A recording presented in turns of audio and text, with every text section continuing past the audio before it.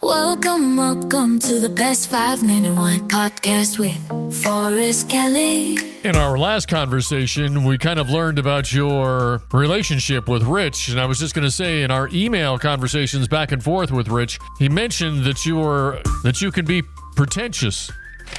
Or wait, that's not pretentious. He said that there was an epiphany bottle of wine that you had where it was like kind of changed your life and said, okay, we got to do something with this. Do you remember what it was? I absolutely do. Yeah, it was a Best 5-Minute Wine Podcast. 2006 Gemstone, which is a small boutique producer out of Napa Valley, headquartered in Yountville. Just to tell the quick story, I had a friend of mine's restaurant, and I was sitting at the bar, and he had come off of a 2 or 3 month dry period where he was just kind of taking a break from drinking. And I was at the bar having dinner, and I feel this tap on my shoulder and a grab on my arm, and I get pulled out of my chair. And it's my buddy that had come off the wagon. He pulls me up. We go back into kind of the bowels of the restaurant, into the wine cellar in the back. And I come into the wine cellar, Forrest, and there's these wine crates in a circle, and there's all these bottles on the floor.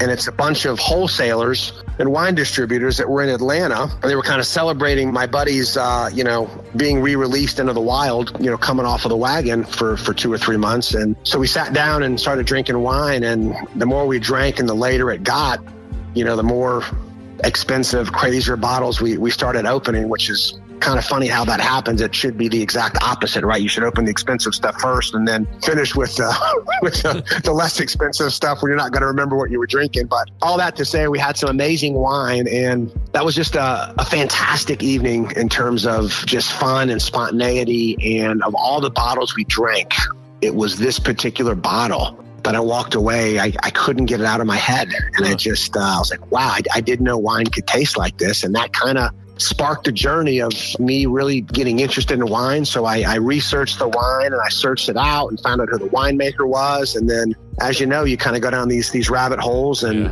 start tasting more and drinking more and figuring out what you like and why you like it, and attending tastings and wine dinners and meeting other people, and the social aspect increases, and next thing you know, you're addicted. So that was kind of my story, and I'm sticking to it, as they say.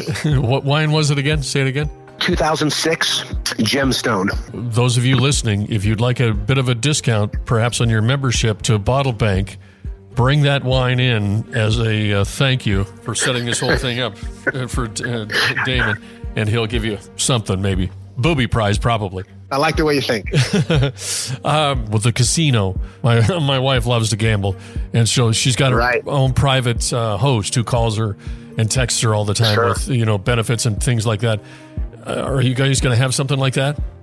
We probably will. We'll have a full staff, obviously, servers and bartenders and a chef and a cooking team and a team of sommeliers and wine professionals. And again, we created several opportunities for entertaining and private dining experiences for our members. So having an events coordinator / members concierge, that role will absolutely exist to coordinate all of the different activities, because we'll have wine dinners and tastings and events that are member specific. That'll be invitation only for members. So having a person, again, to kind of white glove that coordination and those services will definitely be a part of the Bottle Bank team for sure. Okay. Is there any cool story or anything about the vault security and surveillance? No, it'll be one entrance and one exit only. We'll have cameras, some you can see, some that you can't see. There's so many ways to do it now. We initially looked at biometric entry. The problem with that is, some of that technology can be glitchy. And if you have to replace the thumbprint or the eye scan, you have to have all the members come back and engage with the process to get their fingerprint or their retina scan into the unit. So now there's platforms that are mobile on your phone that allow you to swipe the phone. Will give you access to not only your individual vault, but also access into the vault facility. We all have our phones on there, don't have to worry about carrying a key with us or a membership card. So that's the direction that we're looking in.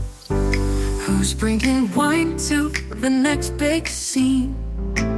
It's Damon Raque, and he's living the dream. Bottlebank.com, he's co-founder too.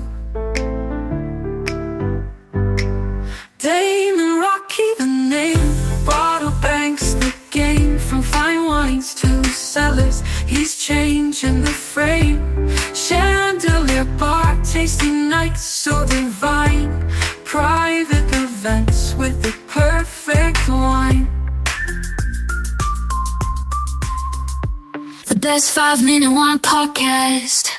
Don't forget my favorite part. Please like and follow. Oh.